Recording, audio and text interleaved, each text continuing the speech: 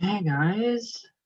Hey guys. All right. So a little more on the Egyptians and their mythology and everything about the punishments that you receive pretty much after you die. So let's see. Now, yeah, I mean, it's ultimately God creating us to set us up for inevitable failure. So that's literally what the whole thing is about. Now, although Egyptians spent their entire lives and often their fortunes trying to escape death, which they called an abomination. So they didn't think death was good. They didn't want to die, which we all know. Now, an essential aspect of the belief was that the dying and rising god Osiris had saved humanity um, from death through the process of rebirth. So we can kind of see the connection there. We obviously we can. Now, but in the West, the concept of hell has been long proved useful to keep the vulnerable in terror of God, and that is even more true. And it's sad. It's very sad, and it's very true. Now, although this subject it'll be discussed later in a lot of detail, here's a following example from the 19th century. Father Furness's Sight of Hell, an imagery or an improving tract for young people will suffice to convey these sadistic fantasies. So this is just a little bit of the disgustingness of the Bible. All right. Of two little maids of 16, one cared only for dress and went to dancing school and dared to disport in the parks on Sunday instead of going to mass. The little maid stands now and forever will stand with bare feet upon a red hot floor. The other walked through the streets at nights and did very wicked things.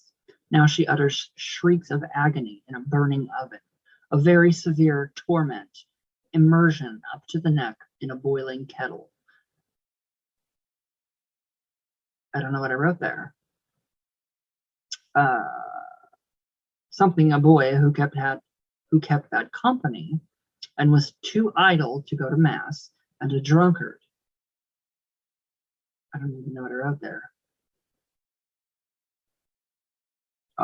Spawning flames now issue from his ears, raging flames.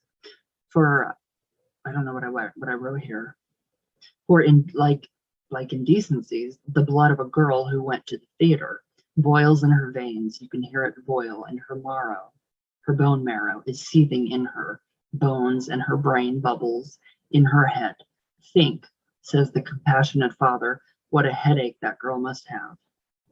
That's disgustingly morbid and twisted. Now, some of the worst excesses of hellish punishments were invented by patriarchal societies to terror women and gay men. Now, Barbara Walker notes, for example, that in this male-dominated hell, quote, women who have scolded would have been forced to lick hot stoves with their tongues.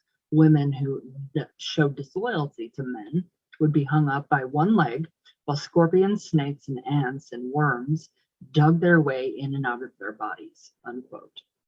That is truly disgusting and terrifying. No all-loving God would do that to his creation, and that's a fact.